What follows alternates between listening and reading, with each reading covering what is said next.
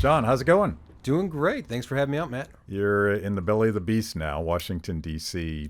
Does it feel different than Minneapolis? Not yet. It is kind of fun to be back. I lived out here a number of years ago, and I haven't been back in probably, it's been a decade and a half, I think. But it's fun to be out here. So you guys at the Foundation for Economic Education have been quite heroic in producing content during the pandemic, particularly looking at it from an economic lens. And you're just like a font of productivity. How does that happen? How do you produce so much stuff? We have a good team of people, and I think the real challenge for us last year was like, okay, how do we cover this?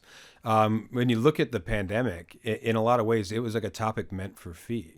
You have this fear that everybody was terrified, and government became the solution right away. And we looked at it and said, well, there's going to be problems with this, but how do you cover it? And we had some internal conversations about it, and I think nobody really knew at first, like how do we push back on these things, that are happening. We don't, will we get shut down? Like, what can we say? What can't we say? But we staked out ground early on that said, no, we have to find our voice on this. And we just started, just poking at some of these topics right away and looking at history, previous panics that broke out and showing that government, wasn't the solution to these problems.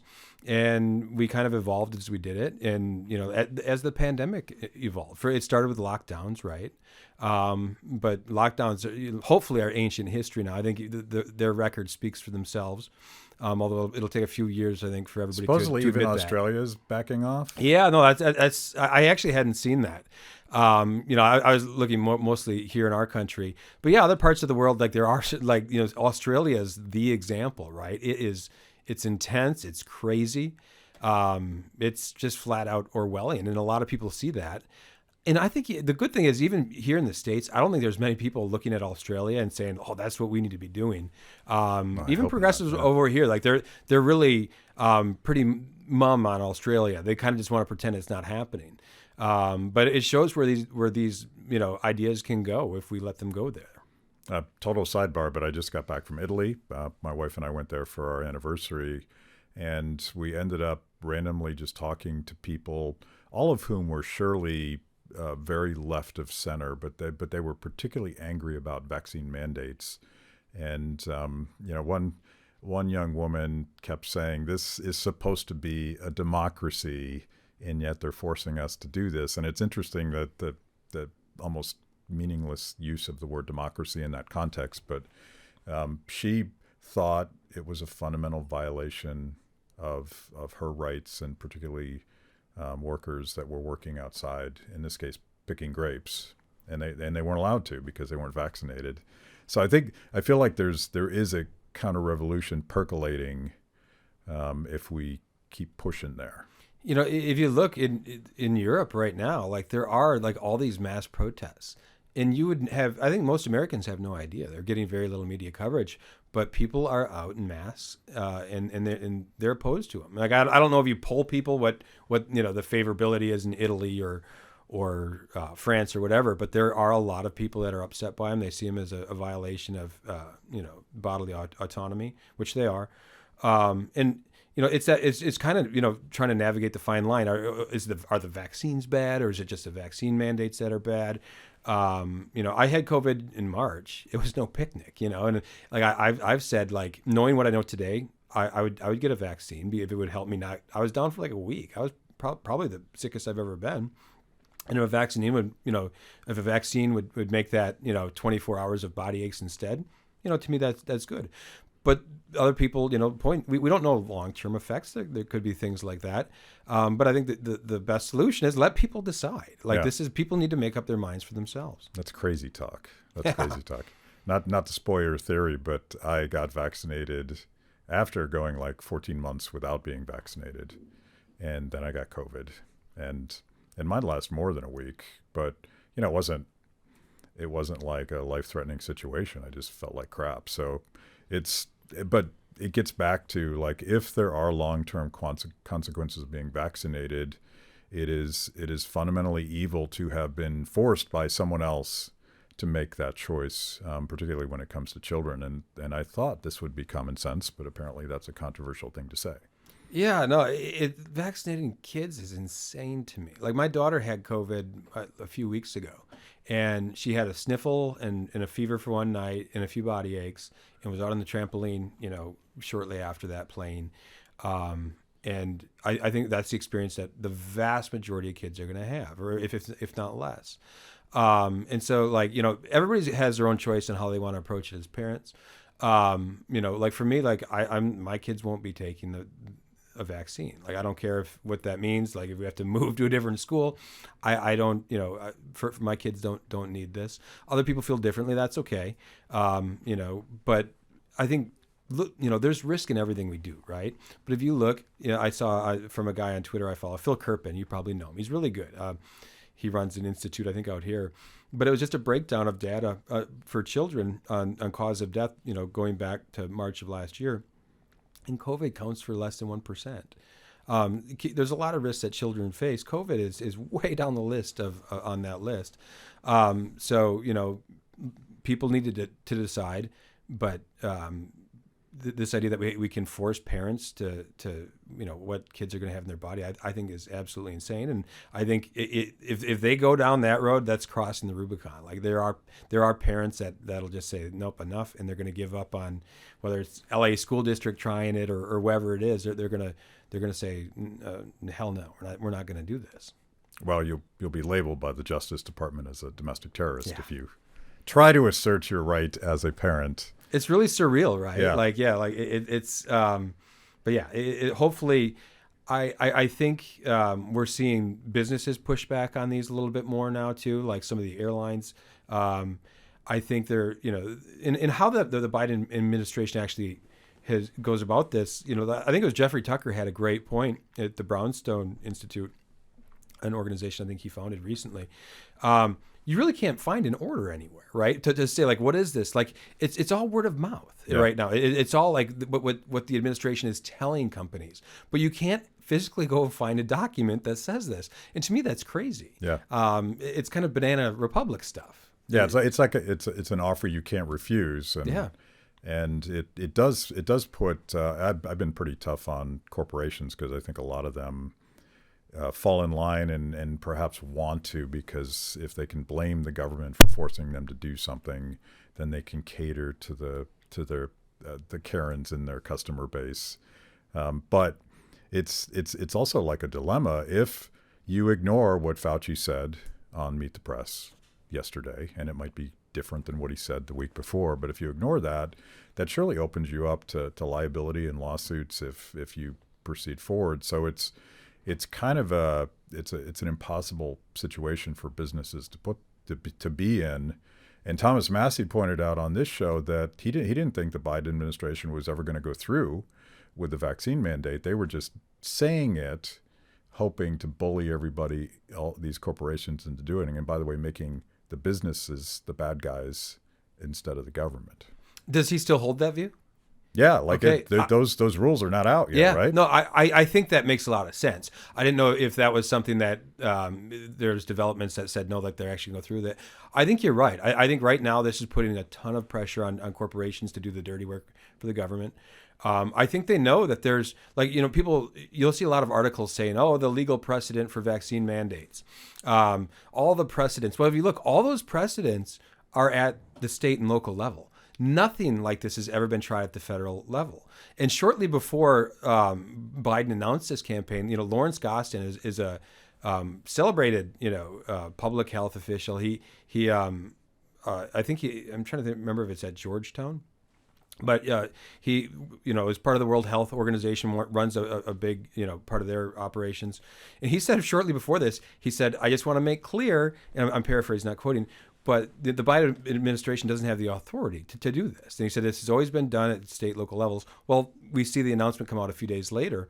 And I wrote a piece about this, and there's really no precedent for the federal government doing some sort of vaccination order like this. And we know their legal authorization, right? Like their OSHA and so forth.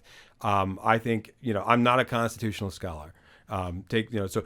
take my opinion for what it's worth, but I think the courts will eviscerate any attempt for the federal government to force this on businesses or individuals. The problem is a lag time, and we saw this with the CDC and the moratorium on prohibiting the collection of rent.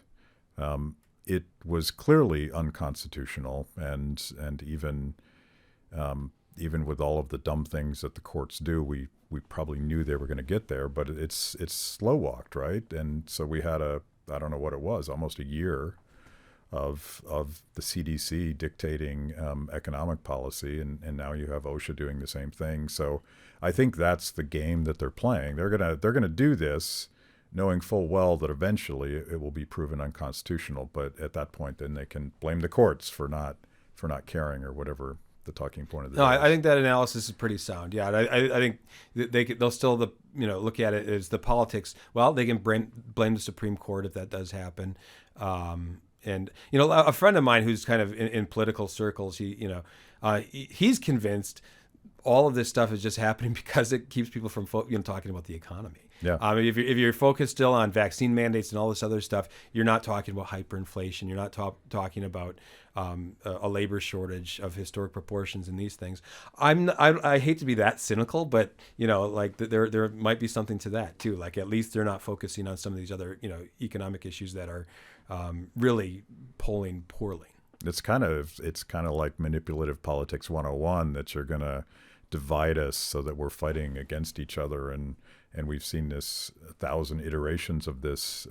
Let's call it a culture war, because it divides our culture today between the vaccinated and the unvaccinated. And I have a friend, I won't name him, but you know him as well, and his son recently got COVID, and he felt so guilty about it. He was devastated. He thought that he did something wrong because he caught a virus. And I'm like, that is so messed up. And that's not only going to screw up kids, but it allows for society to keep dividing us between, it's not just unvaccinated, but if you did get sick, you probably didn't do the things you were supposed to do. You probably didn't wear 2 masks, or you didn't stay at home, or you did something sinful almost. And there's that religiosity to it that's super creepy. But yeah, we're all fighting about that, and we're all fighting about all these other culture issues, not realizing until recently, perhaps, and this is actually what I want to talk about today, people are starting to notice that there is not the things they want on store shelves. And if they are there, they're insanely expensive. And this is all something that you guys at we at Free the People predicted in March of 2020. And I discovered Frederick Bastiat when I went to the Foundation for Economic Education when I was a college kid. I was reading it on the plane on the way in last night. Yeah, and that's the reason I like economics, and not all economics, but common sense economics like Frederick Bastiat teaches. It allows you to sort through insanely complicated moments when things are radically uncertain, and still be able to predict, as I did in March of 2020, we're going to have a huge supply chain crisis, because it just sort of basic economics, that if you prevent people from working, which lockdowns were, you remember the hashtag stay the fuck home. And I was like, do they understand what that means? If everyone actually stayed home, what would be the consequences of that? Well, of course, they didn't mean that. They meant that the entire laptop class would stay home, and certain poor bastards still had to go out there and work so that your food would come to your front door. But the unknown, unseen disruptions, as Bastiat would have predicted, are now manifesting themselves in a global crisis that is only going to get worse, because the government's going to continue to try to fix it. Yeah. I thought Elon Musk put it really good last year when he said, he was talking to Joe Rogan, just like you and I are. And he said, this idea that you can just send people checks and everything will be okay is a lie. He said, if you don't produce stuff, you will not have stuff. And he was way ahead of the game. And we're seeing, the reason I think we were able to kind of slide by, you had all these stores that had just mass amounts of inventory. But a lot of that's gone. I was talking with a guy at a wine store. Me and my wife went out to dinner, and we were going to get a bottle or two. You could carry in, there was no cork fee or something. So we just brought in a bottle or two of wine. And the guy, he was chatty. We were just talking. And he said, though, my inventory's like shot. He said, we had all of this. And he said, I can't get stuff anymore. And he was talking like there's real problems. And this was a couple months ago. And so you could see all the writing on the wall now. Now you're seeing like people are, the news stories are there. You're not going to be able to get your booze on Christmas. You're not going to be able to get your presents. Like you order presents now. Like I think that was the Kamala Harris quote. Like they're aware. Like there's massive shortages. And it was predictable, as you said. There's a million parts that go into an economy and most people don't see it. You don't have to worry about it. It's a self-operating organism that it just works if you stay out of the way. But we disrupted it, and there's going to be some pain. And I think we're still in the early stage of these pains that we're going to be experiencing for some time. Yeah, and it's sort of the dilemma for those of us that defend free markets and voluntary cooperation. And Bastiat writes about it. I think the very first article I wrote for Fee was talking about this essay in Bastiat. It's in Economic Sophisms. I forget which chapter, but he's talking about the mystery of why Paris is fed and how the entire population of the city sleep well at night, just assuming that when they wake up, everything they need, what they need for breakfast and what they need to do their work and to heat their homes and all those things that you don't even think about. They don't know why that happens. They don't care why that happens. All they know is that they're going to be fine. And we're sort of in that situation in reverse today. People may not understand what is this supply chain thing? And is it like, can Joe Biden fix it just by mandating that the docks in LA now operate 24 hours a day? Which isn't true, by the way. Like, he came in and there's a big press conference, said, we're going to be, there's agreement here. We're going to be 24/7 or on the clock.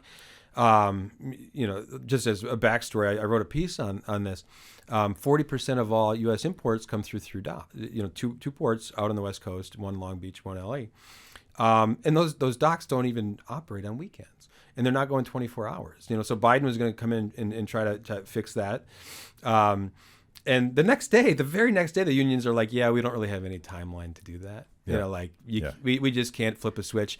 They have a contract next year. I think they're going to leverage this thing, my whole point is like, this is one of the consequences of unions. Like, they're not about productivity. They're not about efficiency. They're usually serving their own political interests. But think about that. We have two ports, 40% of all imports come through there, and they're not working around the clock. And I think, Biden, does he want to fix that? Sure. But he doesn't have the power to do that. He can't come in and negotiate the contract.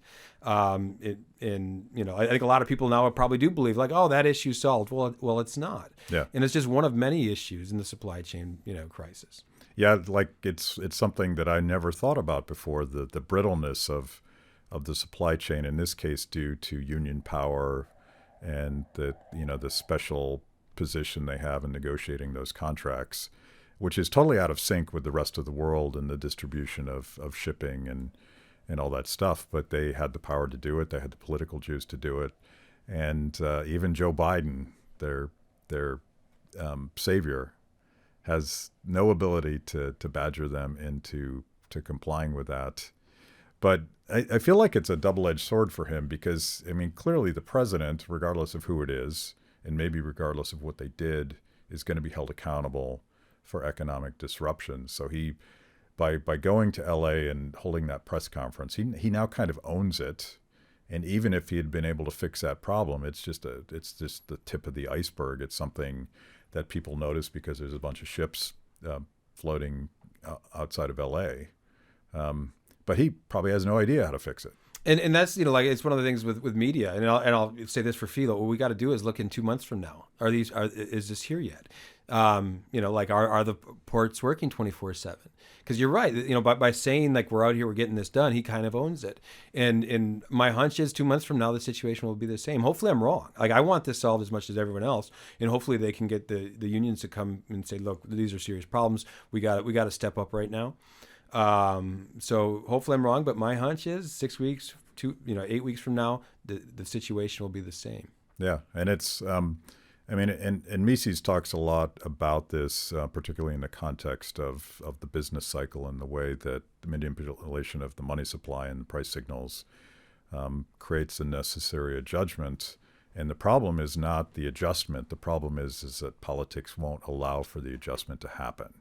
And it turns something that would be painful and difficult, an economic adjustment back to reality, to devastating and creating long-term consequences. And going back to Bastiat on this whole thing, the thing that I did not anticipate, which has been perhaps the biggest piece of the disruption, was the willingness of the federal government to just shower money on people not to work. Flood the system with money. That was what, Jerome Powell was asked about that by Scott Pelley on 60 Minutes earlier in the year. So basically you just flooded the system with money, and Jerome Powell was like, yeah, that's really what we did. And we're going to see that's not a solution.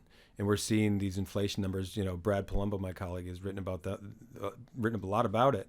And it's interesting. It started first no, we're not going to see inflation. Well, we are, but it's transitory. And now the conversation switched to, well, okay, it might not be transitory, but some inflation's okay. Yeah. And then you see articles now no, inflation's good. Here's why. And so basically, I think they're admitting inflation's here. We can't control it. And now they're trying to, the political messaging with it in certain media outlets are trying that. But no matter what anybody tells you, inflation's not good. Right. And it's usually the poorest people that are harmed the most by it. And, if you own a home, that's an asset that'll appreciate. If you own stocks, there's some people that aren't going to be as harmed by inflation.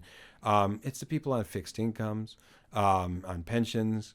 They're the ones that are, when their hamburger meat goes up, when the price of bread goes up, they're the ones that can least afford it. But to your point, I think what the solution is always more government. They're always looking, we just got to plan more. And it reminded me of an anecdote, something I read years ago. I'm pretty sure it was between Reagan and Gorbachev. And Gorbachev asked Reagan, it's how do you get food to people? How do you make sure that people are fed? And Reagan's I don't make sure that people are fed. And the lesson there is he's not trying to control the system. That's what a market economy does. If you get out of the way, it works. Yeah. And Gorbachev, who is a really smart man, could not understand that. He couldn't understand how they had all this food and how he wasn't directing it to people. Yeah. So the one example of that, and I've been reading up on this because I've wanted to get into the economics of supply chain, and it is infinitely complex, and anyone that says they're an expert is probably telling you a story. But one small piece of that puzzle, so we forced people to stay home. They're non-essential workers. They had to stay home. And then we started paying them to stay home. So their consumption patterns changed, and they went from spending the money in the service economy. They couldn't go out to eat. They couldn't do all of those things that they used to do. So they started doing things like home improvements, and they started consuming lumber. And lumber got really expensive. And one of the consequences of that artificially inflated price of lumber, due to this excess demand created by government, was the inability to produce pallets, which are a key part of the entire shipping industrial complex. And it's all like this incredible science, but everyone's focused on containers, but no one's focused on pallets, which are built with lumber which they can't buy anymore. And this I'm going to quote Bastiat 1,000 times in this conversation, but it's you probably weren't smart enough to know that was going to happen, but you knew that if you artificially manipulated the economy, something messed up was going to happen. And that's one of a million reasons why we can't get the supply chain back online, is because we've completely corrupted the marketplace. It's a great anecdote. And I hadn't heard that there's an issue with a shortage of pallets. And it goes you can't predict what you're not going to have. And you can't predict all these consequences of a given action. And especially something as when we're talking, 35% of the money in circulation right now is printed in the last 18 months. I say printed, but it's not all printed, of course. Like some of it's just pumping, digital currency to banks who are holding it. But think about that, 35% of all, dollars in production in the last 18 months. And then we're surprised that they have all this wild speculation. I don't know if you're into cryptos. I invest in a few. And if you've been like Shiba coin right now has just been going through the roof. And I'm like, this is, and I'm, Shiba coin, I'm not sure I believe. And like, there's some like I really like, cryptos that I think, that there's value there. This looks kind of like one of those tokens that it's built more like just to go through the roof right now. But its market cap, I think, just crossed $50 billion. And it's just going, this is what happens when you flood the system with money. And people aren't dumb to be doing this either, because if you look, the savings rate, right now, like we had in July, the lowest savings rate ever. When you factor in what you made on keeping your money in the bank, the interest rate was 0.07%. Then you factor in inflation, which means that if you just have your money in the bank, you're losing, 5.5% of your wealth by holding it there each year. So you need to put your money in places, and you can invest in stocks. There's risk there. You can invest in land, to an extent. But a lot of this is like crypto. It's just a hedge against inflation, and that's why we've seen, in the last couple of years, cryptos explode in a way that. Even the most bullish of us didn't really predict, but it's because of what the Federal Reserve is doing, in deciding to flood this system with money to make things okay. You mentioned you didn't say it this way, but the haves and have-nots of that are created by inflation, and Mises talks about that as well, because the money doesn't land equally across the distributed economy. It has injection points. And to the point about hedging against inflation, a lot of people can't do that. They don't have the resources to do it. They don't have the time to do it. They may not have the know-how to do it. And it's fundamentally disadvantageous if you just have a savings account, right? And you've been saving your entire life to send your kids to college or something, and that money's getting eroded. But if you're Elon Musk, you can play the crypto market, and you can do this and you can do that, and you're kind of a sophisticated player. You know how the world works. That's happened again and again in this pandemic, and I feel like it's one of these things that we who believe in freedom, we're not very good at actually owning the have versus have not thing, because it is the manipulation of the market that creates these losers, and it's inevitably not the insiders. It's not wealthy people that understand how these systems work. Yeah, no, it's right. It's the Cantillon effect, right? Like where you have certain people that benefit more than others from inflation. It's the financial institutions. They get that money first, and then people that know what, okay, now I got to pour into stocks. And yeah, it's nothing new, but as the Federal Reserve becomes more and more important, you see that more and more. And you're right, as far as income inequality go, we have now the top 1% hold a record amount of wealth in the U.S. And it's no coincidence that this has happened. This is what happens when you try to run a market economy this way. When you flood it with money, you're going to have it's exacerbated income inequalities in ways that will that are only going to get worse. And it's funny because I saw Robert Reich making this point on Twitter yesterday, I think it was, or maybe the day before. And I responded. I said, "Look, this is what happens when you decide to lock down an economy and try to pump money." It was these policies that caused this, because he was saying, I think his point was there's a record amount of new billionaires, like 130 new billionaires that were created in the last year. Like, well, no shit. But exactly, this is what happens. Like it was great. The pandemic was great for the haves. The have-nots, it was a very different story. And like I can say personally, I did well in the pandemic, and I feel a little guilty about it. Like we have a home, we have stocks, we have 401ks, all these things financially. We did well in the pandemic, but that doesn't make it right. And we got to be honest. And you and I have jobs that we weren't essential, but we didn't need to go out into the world to do our jobs. We're the Zoom workers, right? Yeah. Like we can work from home. My wife works, like her company. She works for a big company, but she's since the pandemic started, she works from home, and like her company decided like her whole department gets to keep working at home. We're looking at moving now. We're like, okay, like we both have jobs. We work remotely. We're kind of excited. We can go maybe get in the country, buy land and stuff. And for people like us, that's not bad. We work from home, but a lot of people don't have those choices and those options, and they've been crushed by this. We probably know some personally, like small business owners that they poured everything into their business, and they're like, no, you're shut down. And they weren't the people getting the loans either, right? Yeah. Like so much you see the people that got the loans. You're like, oh, Hunter Biden's art gallery, like the people that fund his art, they got $500,000, or Joel Osteen, like the mega church guy, got a ton of money. It wasn't the people that need it, but the government was spraying money around. But it shows like that there's really very little, thought into how this goes. They're just pumping money out there, and the people that know how to, know the system, like they're the ones that benefit from it. One of the consequences of the breakdown in the supply chain is further concentration of market power in the big guys, and this has happened again and again because of lockdowns. Because one of the ways you work around the lockdown is you hire a really awesome firm in Washington to make sure that you get a carve out, or you get that PPP loan, or whatever it is. And the big guys like Amazon bought a bunch of jets, 747s or the big ones, whatever those are, in anticipation of supply chain crisis. So they have the juice, the economic power. I'm not even talking about political power, to work around the fact that they can't get goods shipped to where they want. But mom and pop businesses are not going to buy a jet to make sure that their goods get to their shelves.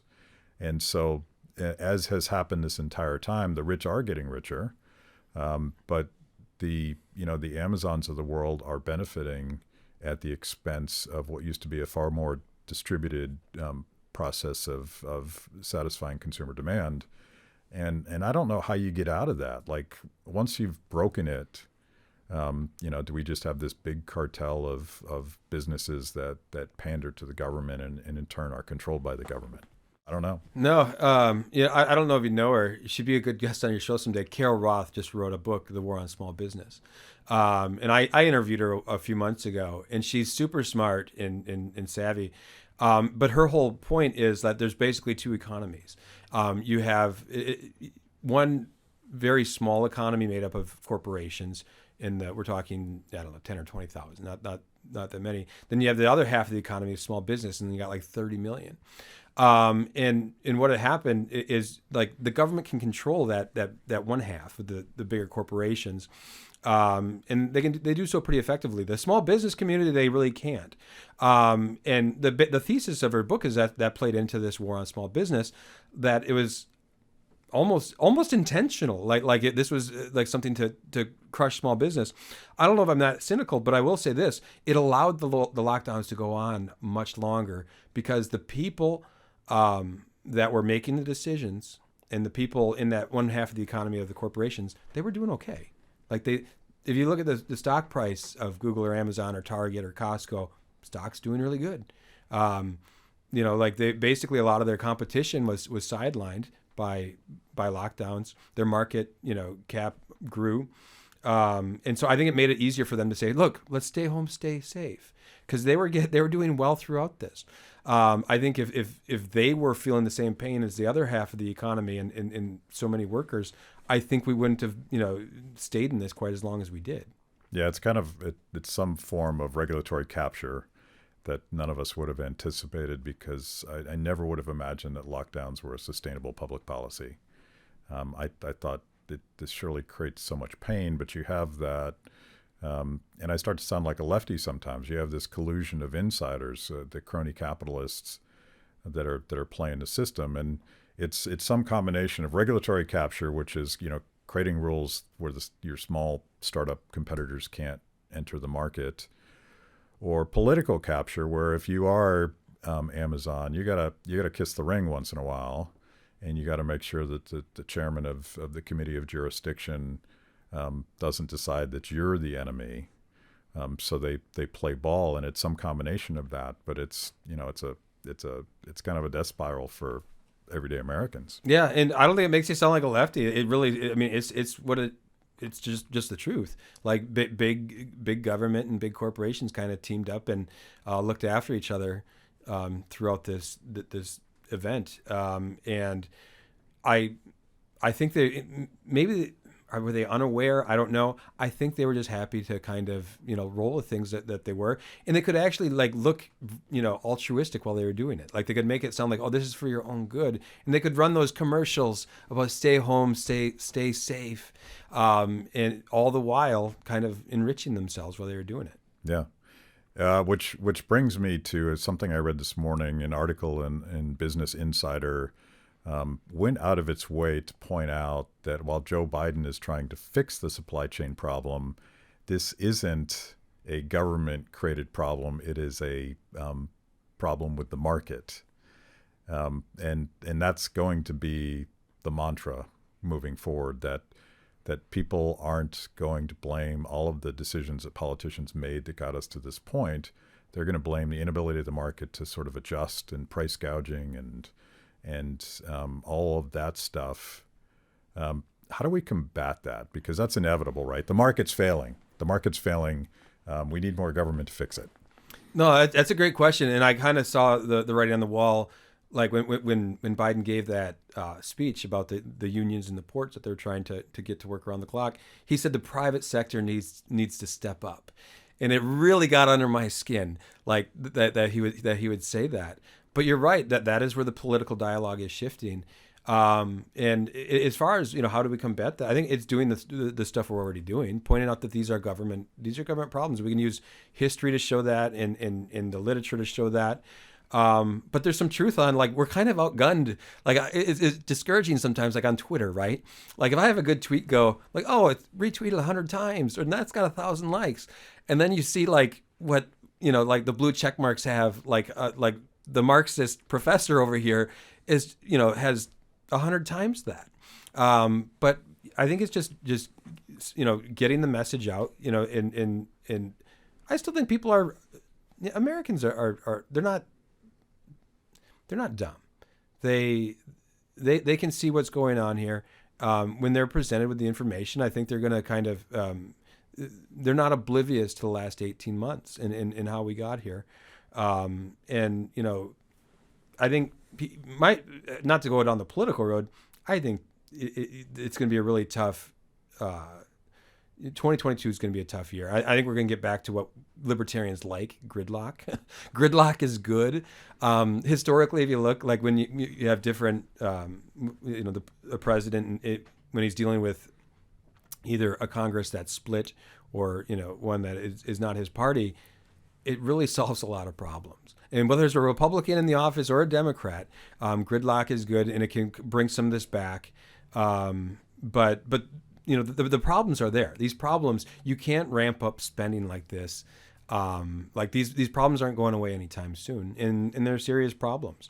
Yeah, I mean, there's no unpainful way to get out of this inflationary binge. You just created all that money out of thin air.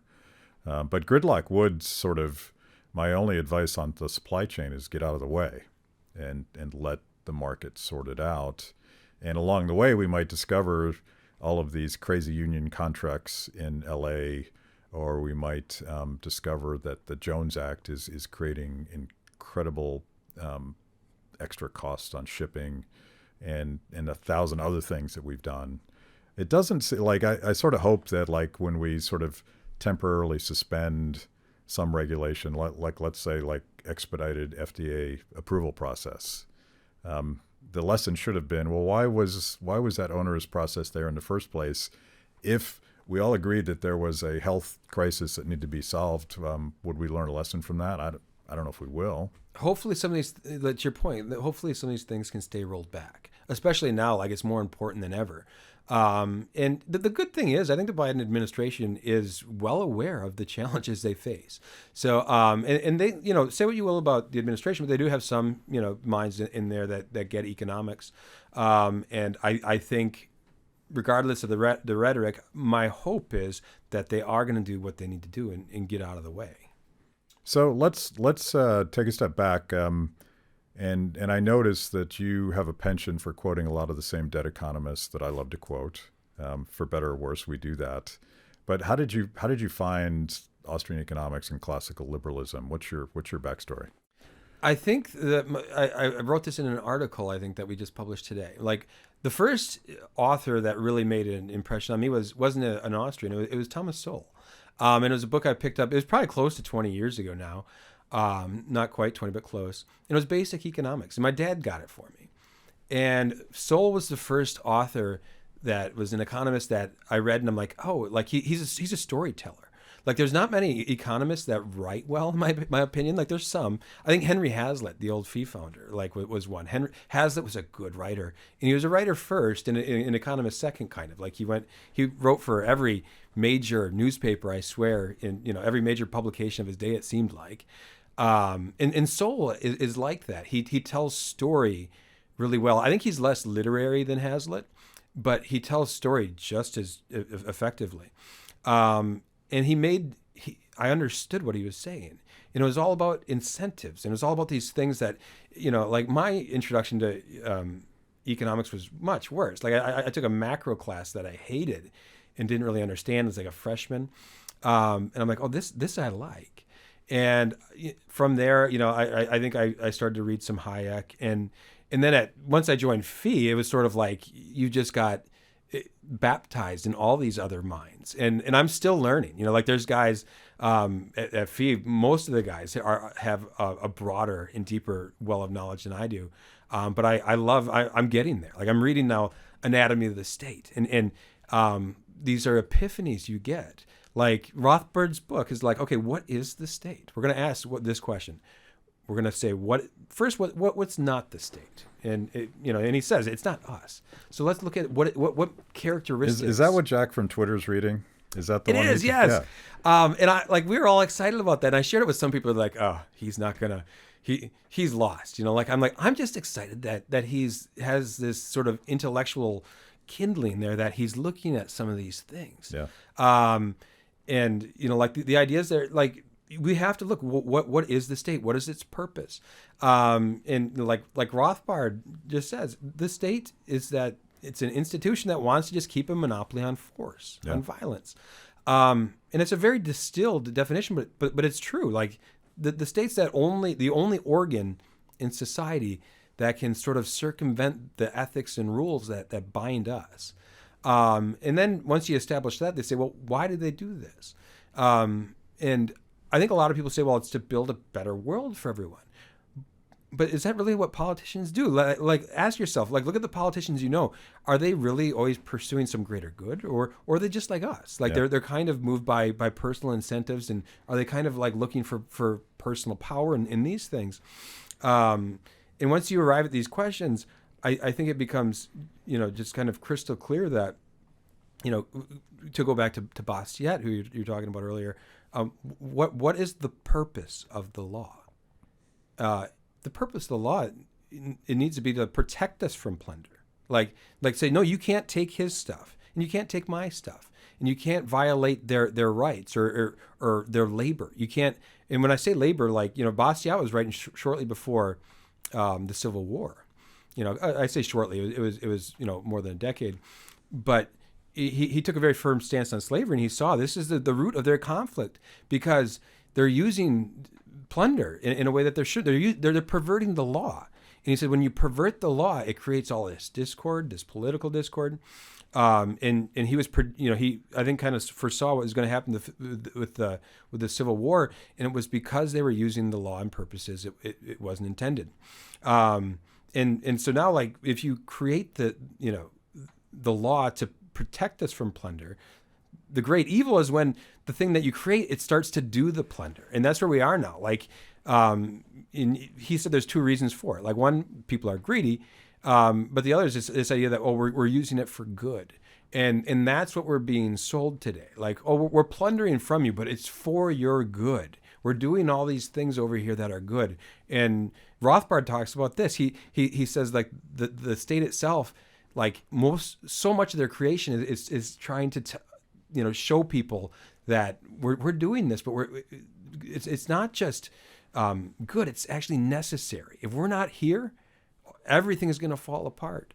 But the truth is, like, we don't really need the state beyond a very, I think most, you and I at least would agree, and a lot of people would agree with us, 95% of what the federal government does, you could whack off and just lop it right off. And the not only wouldn't there be a collapse, we'd be better off for it. Yeah. And then we could argue about the other 5%. Yeah. Yeah. I'll start with just 95%, and then we can whittle down. Yeah, I feel like we can find common ground with that 95%. Thinking about Fee and your founder, Leonard Reed, the older I get, the more I appreciate his strategy, which I always thought when I was younger was too passive. He just wanted to put those ideas out there, and he was a great storyteller as well. And he wasn't looking to convert or recruit or build an army. He just wanted to put it out there, and if you found it, that was a light that would go off. And who knows what would happen when you found those ideas and those values that suddenly made the world make sense. But I think in a lot of ways, as having been involved in politics and all sorts of things in my career, I'm now at a place where, you know what, Leonard Reed was right. The best we can do, and probably the most respectful way to spread ideas and values, is to let people get there for themselves. And I think that's kind of, he's got that whole thing about the light, which if I tried to retell that story, I would butcher it. But I think Leonard Reed was right. I've read Leonard Reed less than like Hazlitt and some of the others. But boy, you're right. The man could tell a story.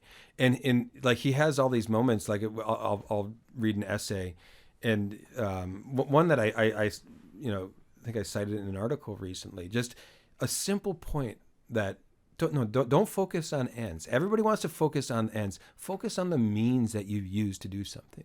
Because if your means are vile, if they're rotten, the ends are going to be eventually as well too.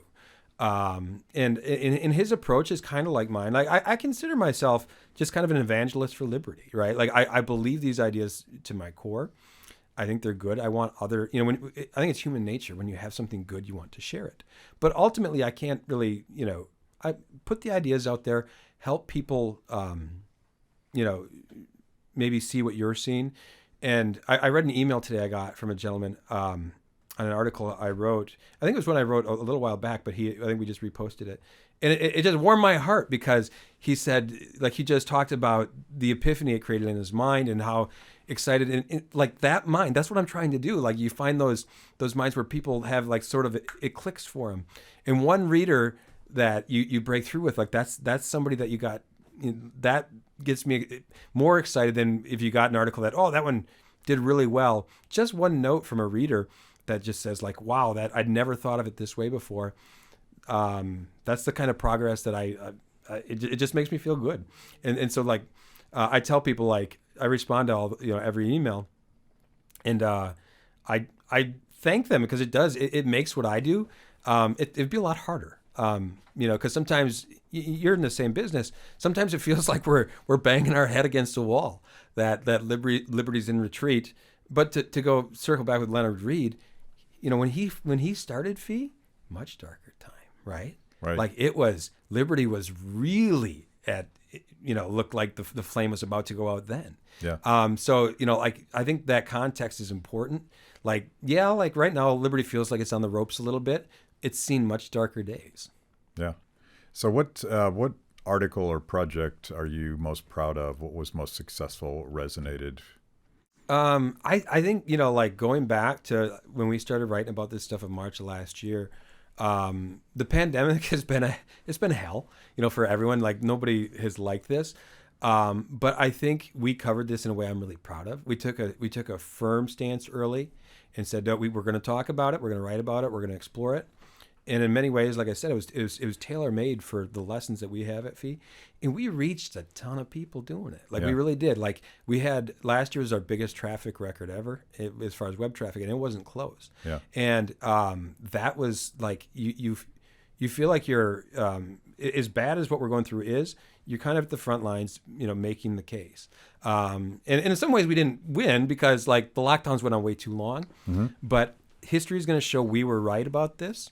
And I'm just confident that eventually they're going to look back. Okay, lockdowns were a really bad idea, and these vaccine mandates, for one, I don't think they're ever going to get off the ground in the way that some people hope they will.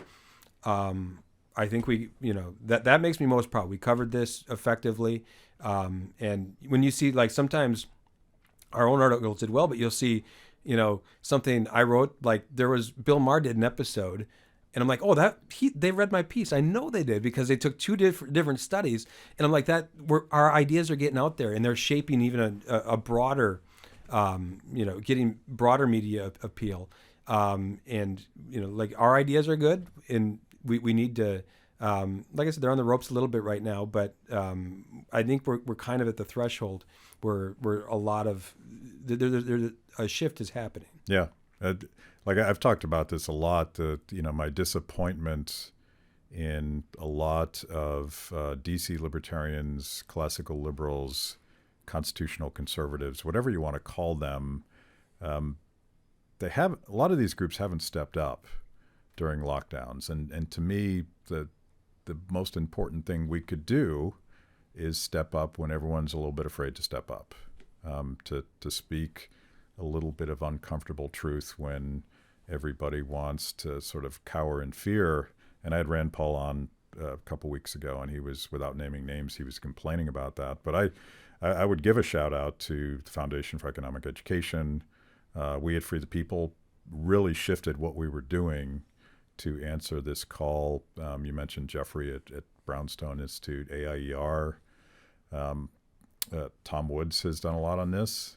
And after that, I'm sort of running out of, I'm sure I'm forgetting somebody important, but it's not necessarily the libertarian industrial complex that you would hope would have been sort of unified moving forward. We're gonna fight, which will surely be not just an assault on liberty, but a humanitarian crisis. And I was proud of you guys, but I was also disappointed that there weren't more organizations like yours that stepped up.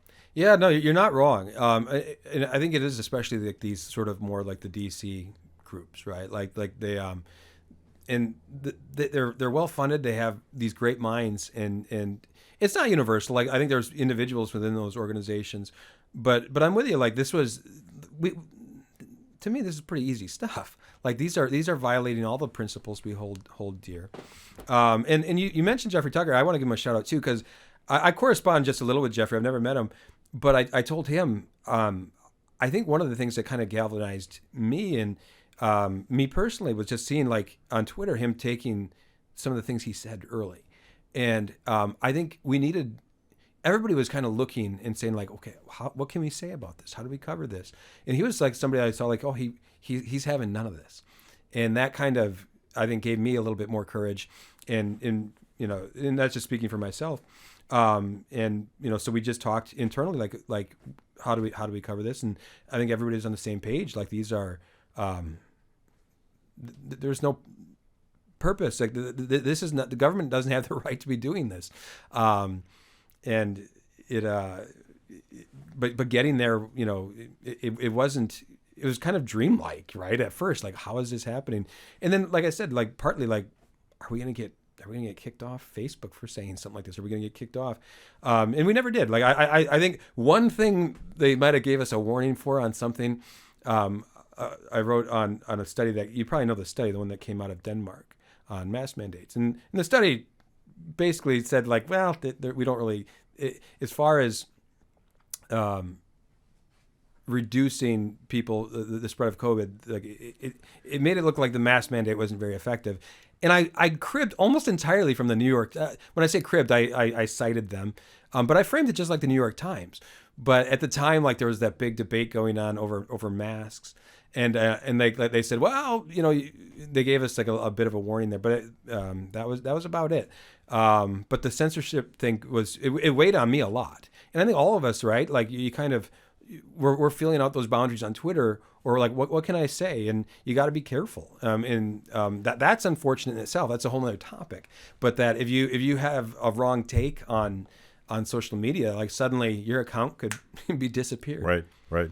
So I have a theory on this, and we'll wrap up on this because it's kind of half baked, and maybe you can fix it. But there's a public choice explanation for this iron triangle of the NIH and the NIAID and all of, I think there's 23 different sub-agencies, and they shower the medical research community with probably a majority of their fund, but certainly at the margin, it's that wedge funding that gives them an insane amount of control over, let's say, pharmaceutical companies, medical research institutions, and that kind of thing. You have pharmaceutical companies that have somehow managed to convince the government to mandate that people consume their product, and they're making bank on that product, the vaccines. And then you have social media companies whose clients, their advertising clients, are surely primarily government, which they're spending billions of dollars on advertising their mantra on lockdowns, on masking, on vaccines, whatever it is. So between the three of these, I feel like it sort of explains why there is no dissent no dissent allowed on science, on questions of that, and we're all being censored because they're not making money because the social media companies aren't making money because of what FEE does. They're making money because they have these big corporate clients that happen to be pharmaceutical companies. Does that make me sound like a tinfoil hat crazy? I don't think so. Like this is sort of like, hey, economics is all about incentives, right? And there was, to your point, did you happen to see that mashup of? It was a video going on Twitter, and all of the newscasts begin, brought to you by Pfizer. Yeah. Brought to you by Pfizer. Of course that makes a difference. And I'd be stunned if people would say, oh no, that doesn't matter. If your biggest, advertising partner is Pfizer, Pfizer, hey, like they're going to have some influence in these things. And, I also think just for whatever reason, I had a discussion with this recently, a friend who's in media writes for a major paper. One of the biggest there is. And we were talking about how media, for whatever reason, are more afraid of this virus than anyone else. And like part of me always thought, like, maybe is it like a virtue signal thing? I think they're just more genuinely afraid of the virus. And I don't know why. Maybe because they read more literature that, scary literature. Maybe it's because just the personalities that make them up.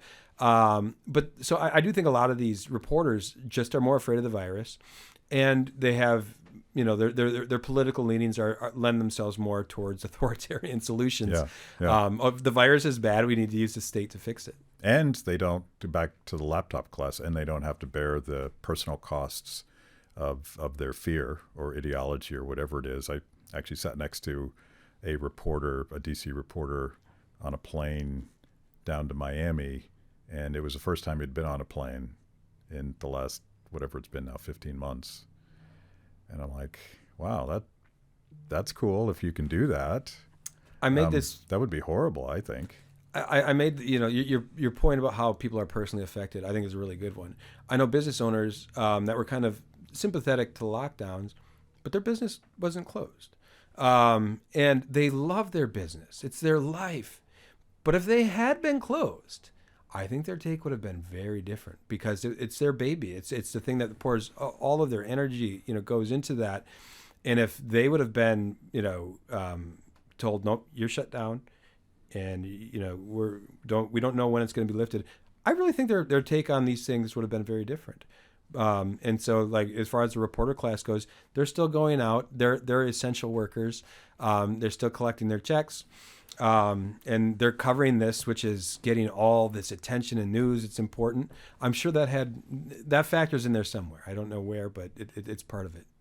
So how do people find you and FEE to consume this awesome content? Fee, very easy, fee.org. And, all of our articles are up over there. I'm on Twitter more than I, should be now. Like my handle, I think, is Miltimore79. And I, come on. I like to talk with people. Like my audience is, Brad Palumbo has been kind enough to kind of navigate me on giving me good Twitter tips. So I've been able to kind of, grow my presence there. And I just like, talking with people that read our stuff. But Twitter, you're on it a lot too. It is like one of those things I wish I could quit. Like I'm on there too much. Maybe there's a happy median in there, but it is a great place to hang out for finding what's happening. It's part of our business, and I think it's okay. You can't take the haters personally. You just ignore them, and if you don't feed the trolls, they go away eventually. Surprisingly, I've had very little hate. Although I was explaining last night, I was attacked 3 times. Once by libertarians, once by conservatives, and once by progressives. And when that happens, like you're like, oh boy, I really made some people mad here. Yeah. And that's when I just turn my phone off and walk away. And I respond to a couple, but you're like, okay, there's too many here to respond to. And my one with libertarians, basically I was just saying, it was when Don Rumsfeld died. And there was a lot of people cheering Rumsfeld's death. And I wasn't even going after libertarians. I think the people I saw were progressives, and they were really excited. And I said, you know what? I just don't like that. I don't care who you are. Like when people die spiking the football and doing all that, I don't like. But some libertarians really took issue with the fact that, I, in their opinion, was sticking up for Rumsfeld. And though I think part of the reason I did it, I was in an elevator with Rumsfeld once years ago when I was out here. And he was a very kind guy, and he always had this grandfatherly thing. He was wrong about all kinds of stuff about the war, but I just don't like, again, whoever, when you die, like give that stuff a little, now is not the time to do it. But here's the other thing, not to go on, but I think at the time, libertarians really fought that Iraq war. And I was I wasn't really a libertarian yet. I was just a war skeptic. But I get why they still harbor a lot of feelings and probably don't like Rumsfeld. Yeah. Well, I try not to say anything that I'll regret on Twitter. And I've never deleted a tweet, and I'm sure there's some stupid things that I've said, but I feel like we should be responsible for creating a civil conversation, even if Twitter's not necessarily a place to do that. Yeah, no, I'm with you, and I mostly succeed. Sometimes I can be a little too sarcastic, and I got to kind of be careful, like not to be too glib and things like that. But because you're right, civil discourse, we need it more than ever. And there's not a lot of it on Twitter. Yeah, unlike that Brad Palumbo guy. Yeah, he's trouble. Yeah, he's horrible. Thank you. Thanks a lot, Matt. You get no chance to respond to that. That was amazing. Where can I get more content just like that? It's a great question. You're clearly a discerning consumer of the best content. Make sure to like the video, subscribe, and click the bell. And if you're consuming podcasts, go to Apple, Stitcher, anywhere you get them. I'm in. Kibbe on Liberty. Honest conversations with interesting people.